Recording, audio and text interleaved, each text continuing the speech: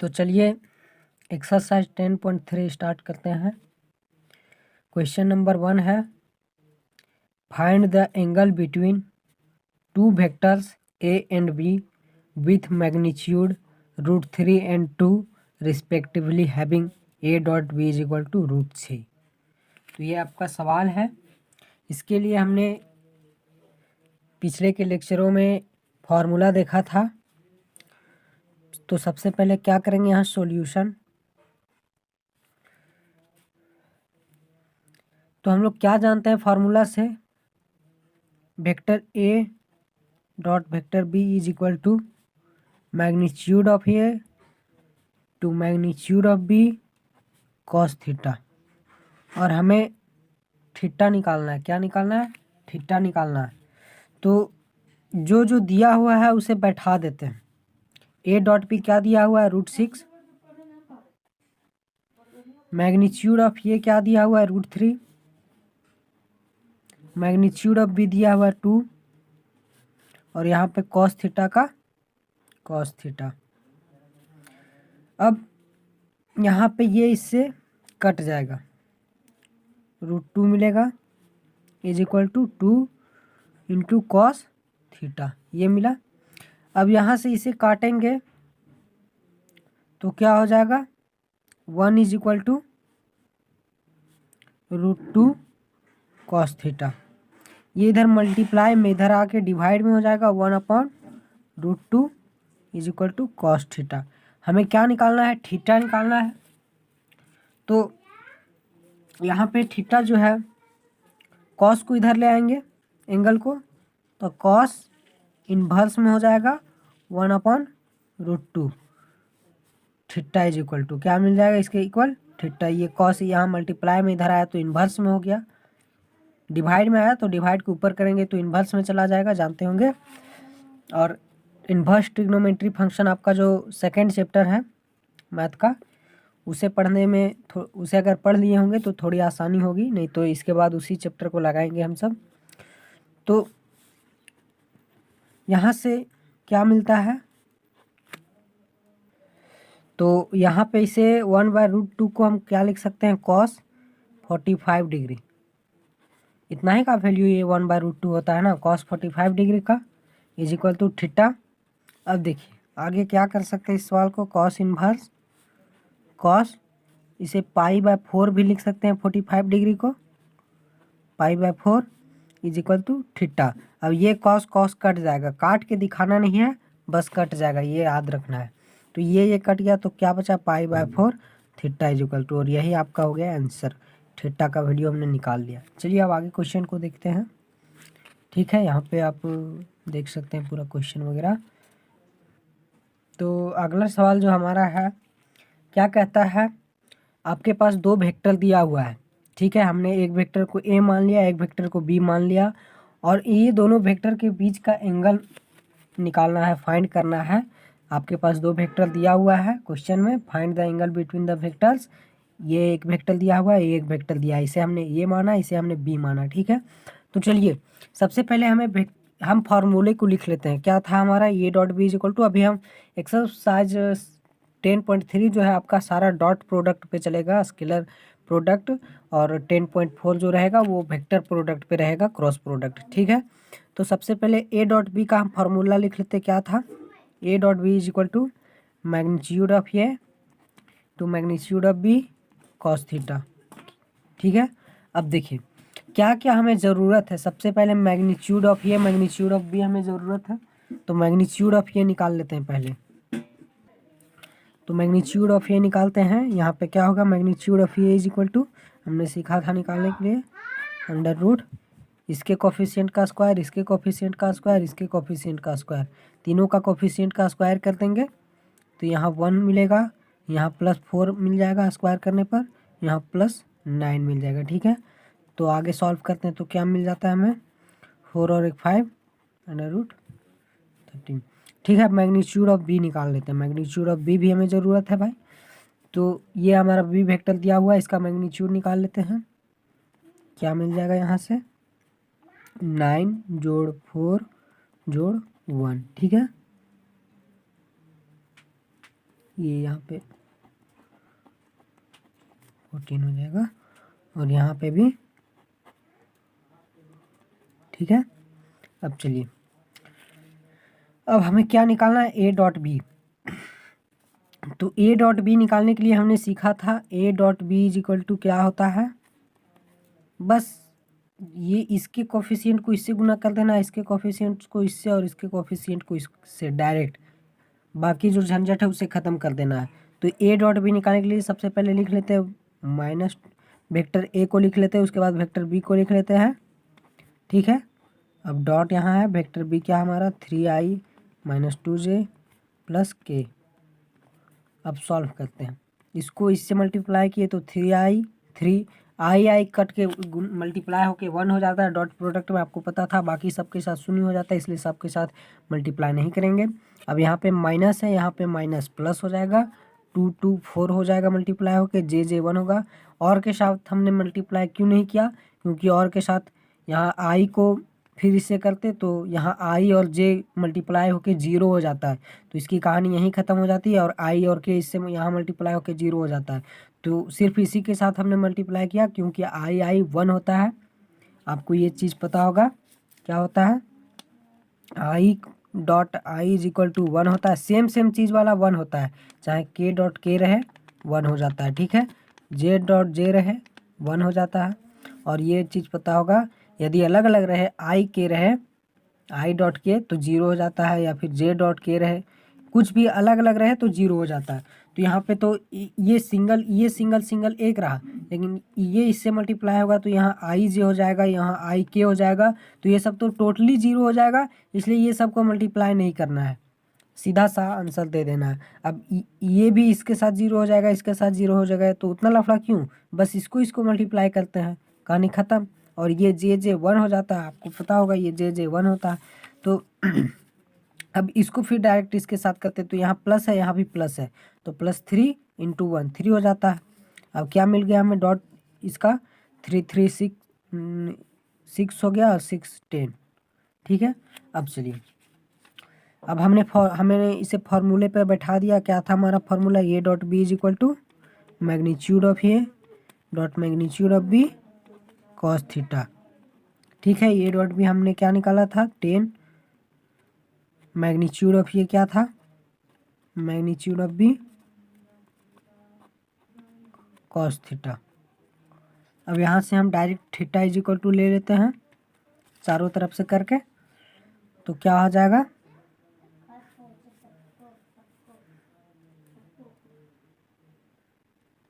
Cos inverse में रहेगा, ये इधर आ जाएगा × 10 बाई ये दोनों नीचे मल्टीप्लाई हो जाएगा, ठीक है। अब इसे सॉल्व करेंगे, हमने कैसे किया, कॉस को इधर ले आए, इधर ये साइड में इन्वर्स में आ गया, ऊपर चला नीचे आएगा, यहाँ मल्टीप्लाई में है तो इधर डिवाइड में आया, और डिवाइड में से ऊपर गया तो एक माइनस ऊपर लग गया, ये दोनों मल्टीप्लाई में है तो इधर डिवाइड में आ गए, बाकी थीटा ज्यों का त्यों रहा, ठीक है। चलिए अब इसे सॉल्व करते हैं, तो कॉस इन्वर्स रह जाता है, यहाँ 10 और यहाँ 14, ठीक है। और अगर इसे आपको काटने का इच्छा करे, मन करे तो काट सकते हैं। तो यहाँ पे क्या मिल जाएगा, कॉस इन्वर्स 5/7, यही हो गया आपका आंसर, और आपका डॉट प्रोडक्ट ये एंगल बिटवीन निकल गया, ठीक है। यहाँ से आप देख सकते हैं अच्छे से। चलिए अब आगे के सवाल को देखते हैं, लगाते हैं। देखिए तीसरा नंबर जो सवाल है हमारे पास, find the projection of the vector i - j on the vector i + j। तो प्रोजेक्शन ऑन द वेक्टर के लिए हमने फार्मूला देखा था कि इस तरह के सवालों को कैसे लगाया जाता है। तो क्या देखा था हमने, अगर आप फार्मूले को नहीं देखे हैं तो हमारे पिछले कुछ लेक्चरों में जाके सारे फार्मूले को देख सकते हैं, क्लियर कर सकते हैं। हमने पिछले वीडियोज़ में अपने सारे फार्मूले को, जो हमारे वेक्टर अलजेब्रा के जितने भी फार्मूले हैं उसे देखा है, क्लियर किया है।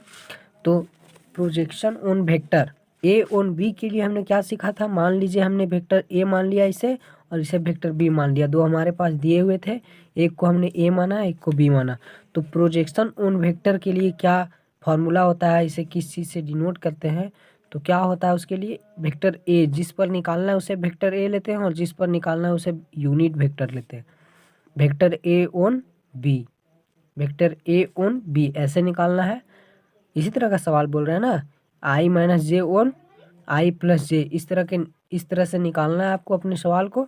तो वेक्टर ए इसे मान लिए, इसे वेक्टर बी मान लिए, तो ए ऑन बी अर्थात ए को वेक्टर मान में लेंगे और इसे बी को यूनिट वेक्टर में लेंगे। तो इसके लिए फॉर्मूला था vector A dot vector B बट्टे मैग्नीट्यूड ऑफ वेक्टर बी, जिस पर निकालना होता है उसका मैग्नीट्यूड नीचे लेते हैं और इसे इस तरह से डिनोट किया जाता है। ठीक है, तो देखिए आप तो इजी से सवाल को लगा सकते हैं फॉर्मूले पे बैठा के। तो वेक्टर ए क्या है, आई माइनस जे, वेक्टर बी क्या है, आई प्लस जे, डॉट में यहाँ रहेगा बट्टा मैग्नीट्यूड ऑफ वेक्टर बी। तो वेक्टर बी का मैग्नीट्यूड क्या हो जाएगा, अंडर रूट 1 का स्क्वायर प्लस 1 का स्क्वायर। हमने सारे फॉर्मूले को क्लियर करके देखा हुआ है। ठीक है, आप पिछले वीडियोज में नहीं देखे हैं तो जा सकते हैं। अब यहाँ पे क्या है, आई 1 हो जाएगा और बाकी के साथ तो करना नहीं है, कोई फ़ायदा नहीं, 0 हो जाएगा। जे प्लस है, यहाँ माइनस है तो यहाँ माइनस हो जाएगा, plus minus into plus minus होता है, जे 1 हो जाएगा मल्टीप्लाई होके टोटली। और यहाँ पे क्या मिल जाएगा, 1 प्लस 1 इज इक्वल टू, इधर क्या हो जाएगा 0 बाय अंडर रूट 2, अर्थात ये टोटली क्या मिला हमें 0। इसका आंसर क्या हो गया 0। तो चलिए आगे के सवाल को देखते हैं। तो 4 नंबर जो सवाल है हमारे पास, find the projection of the vector, ये कुछ दिया हुआ है ऑन द वेक्टर बी, मान लेते हैं इसे ये, इसे बी। ठीक है, तो फिर से वही सवाल इसी तरह का सवाल है। तो क्या हो जाएगा इसका सॉल्यूशन, देख लीजिए वेक्टर ए वन फिर से वेक्टर बी कह रहा है। तो जब इसे हम सॉल्व करेंगे तो फिर से इसका ये डिनोट जो इसे करेंगे इसी तरह, जिस पे लेना है उसे यूनिट वेक्टर लिखेंगे, ए वन बी ये वेक्टर में रहेगा और जिस पे निकालना है वन उसे यूनिट वेक्टर के रूप में रखेंगे।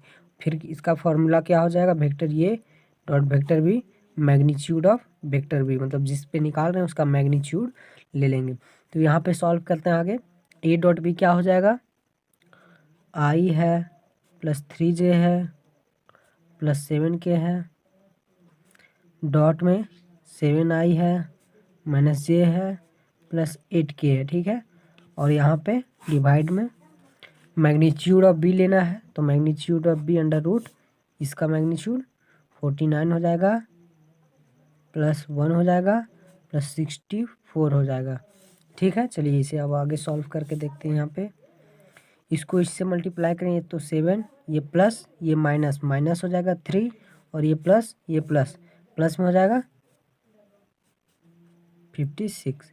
ठीक है, ये दो सबको ऐड करके लिखेंगे तो यहाँ पे हो जाएगा आपका, यहाँ पे हमारा ऐड होके सारा 114 हो जाएगा। उसके बाद आगे सॉल्व करेंगे तो ये टोटली को सॉल्व करेंगे तो 60 मिलेगा अंडर रूट बट्टे में 114, यही आपका हो जाएगा आंसर। तो आगे क्वेश्चन को देखते हैं, जो क्वेश्चन नंबर हमारा 5 है। नंबर 5 है, so that each of the given 3 vector is a unit vector. कह रहा है कि आप शो कीजिए कि ये जो 1 वेक्टर 2 वेक्टर 3 वेक्टर दिए हुए हैं वो ये यूनिट वेक्टर है। ठीक है, and also show that they are mutually perpendicular to each other. तो देखिए क्या कह रहा है, कह रहा है कि हमने लेट कर लिया, एक वेक्टर ये, एक वेक्टर बी, एक वेक्टर सी। ठीक है, ये 3 वेक्टर हैं, क्या शो करना है कि ये तीनों यूनिट वेक्टर हैं और साथ ही साथ ये तीनों मैचुअली परपेंडिकुलर ईच अदर है, मतलब एक दूसरे के परपेंडिकुलर है। तो इसके लिए क्या था हमारा ये जो कंडीशन, यूनिट वेक्टर होने के लिए क्या था, मैग्नीट्यूड जो है, जैसे मैग्नीट्यूड ऑफ ये क्या होना चाहिए 1 होना चाहिए, मैग्नीट्यूड ऑफ बी क्या होना चाहिए 1 होना चाहिए, मैग्नीट्यूड ऑफ सी क्या होना चाहिए 1 होना चाहिए। तीनों का मैग्नीट्यूड अगर 1 हो जाता है तो ये यूनिट वेक्टर है। तो हम एक का मैग्नीट्यूड निकाल के देखते हैं, हालांकि तीनों का मैग्नीट्यूड 1 ही होगा। तो चलिए हम वेक्टर सी का मैग्नीट्यूड निकालते हैं, क्या वेक्टर सी का सॉल्व करके देखते हैं। तो देखिए यहाँ पे वेक्टर सी क्या है, 1/7 3i minus 6j plus 2k है। ठीक है, अब देखिए इसको मल्टीप्लाई करते हैं अंदर ले जाके, तो 3/7i minus 6j plus 2/7 plus 2k बट्टे 7। ठीक है, अब देखिए मैग्नीट्यूड के लिए हमने क्या सीखा था, ये मैग्नीट्यूड नहीं, वेक्टर बी हम ले रखे हैं, ठीक है। मैग्नीट्यूड के लिए हमने क्या सीखा था, अंडर रूट सभी का कोफिशिएंट का स्क्वायर कर देंगे, तो यहाँ 3/7 का स्क्वायर प्लस -6/7 का स्क्वायर प्लस 2/7 का स्क्वायर। अब इसे सॉल्व करते हैं तो क्या मिल जाता है यहाँ से हमें, इसका 9/49 प्लस 36/49, ये माइनस का स्क्वायर किए तो प्लस हो गया, प्लस 4/49 का स्क्वायर। अब देखिए 49 हर जगह कॉमन है तो इसे एलसीएम के रूप में ले सकते हैं, +4/√49। अब सबों को जब ऐड कीजिएगा यहाँ पे तो आपको क्या मिल जाएगा, 49/49 अंडर रूट में ए कट गया, बचा क्या 1, और यही आपका हो गया आंसर। तो ये इसका मैग्नीट्यूड क्या आया, 1 आया। तो इसी तरह से तीनों का मैग्नीट्यूड आपका 1 आएगा। तो तीनों क्या है, यूनिट वेक्टर है। अब पूछ रहा है कि क्या ये शो कीजिए, पूछ नहीं रहा है, शो करने के लिए बोल रहा है कि ये mutually perpendicular to each other है, अर्थात कि यहाँ पे देख लेते हैं आपका जो सवाल है वो, जैसे ए डॉट बी करते हैं, vector A dot vector B, तो ये क्या होना चाहिए, 0 होना चाहिए। वेक्टर बी डॉट सी करते हैं तो ये क्या होना चाहिए, 0 होना चाहिए। वेक्टर सी डॉट ये करते हैं तो ये भी क्या होना चाहिए, 0 होना चाहिए। यदि ये तीनों परपेंडिकुलर के लिए क्या कंडीशन था, डॉट प्रोडक्ट में क्या था कि अगर ए डॉट बी जो दो वेक्टर है, अगर ए डॉट बी 0 हो जाता है तो वो क्या है, परपेंडिकुलर वेक्टर है। तो बस अगर म्यूचुअली परपेंडिकुलर तीनों है तो तीनों का डॉट प्रोडक्ट 0 होगा। तो हम एक का डॉट लेके चलते हैं, चलिए हम सी डॉट ए का डॉट प्रोडक्ट निकालते हैं। तो सी वेक्टर हमारा क्या दिया हुआ है, चलिए यहीं पे सी डॉट ये करते हैं, ठीक है। तो यहाँ पे सी वेक्टर है हमारा 1/7 6i जो 2j प्लस -3k, ठीक है। डॉट प्रोडक्ट में ए वेक्टर हमारा क्या है, 1/7 3i, ओ सॉरी 2i है, 2i plus 3j plus 6k, ठीक है। अब इसका हम डॉट प्रोडक्ट कर देते हैं तो क्या हो जाएगा, यहाँ पे आप देख सकते हैं ये दोनों क्या है, कॉमन है, दोनों जगह पे ये कॉमन मिल रहा है हमें। तो इसे एक मिनट, ये कॉमन नहीं मिलेंगे, इसे सबको साथ में मल्टीप्लाई कर देते हैं। तो इसके साथ मल्टीप्लाई करेंगे तो 6/7i हो जाएगा। ये इसको इसके साथ 1/7 को मल्टीप्लाई करेंगे तो यहाँ 2j/7 हो जाएगा, और यहाँ प्लस माइनस में 3k/7 हो जाएगा, ठीक है। अब इसके लिए ये एक वेक्टर हो गया और डॉट वेक्टर ये, तो इसको भी करेंगे तो 2/7i हो जाएगा प्लस 3/7j हो जाएगा प्लस 6/7k हो जाएगा, ठीक है। अब मल्टीप्लाई करेंगे इसको इसके साथ तो क्या मिल जाएगा, यहाँ से हमें इसको इसके साथ करेंगे तो 12/49, और यहाँ पे प्लस प्लस प्लस हो जाएगा 6/49, और यहाँ पे प्लस इंटू माइनस माइनस हो जाएगा 10/49। अब देखिए तीनों जगह ये 49 मिल रहा है तो 49 को हम क्या कर लेते हैं, बाहर ले लेते हैं, कॉमन निकाल देते हैं, ठीक है।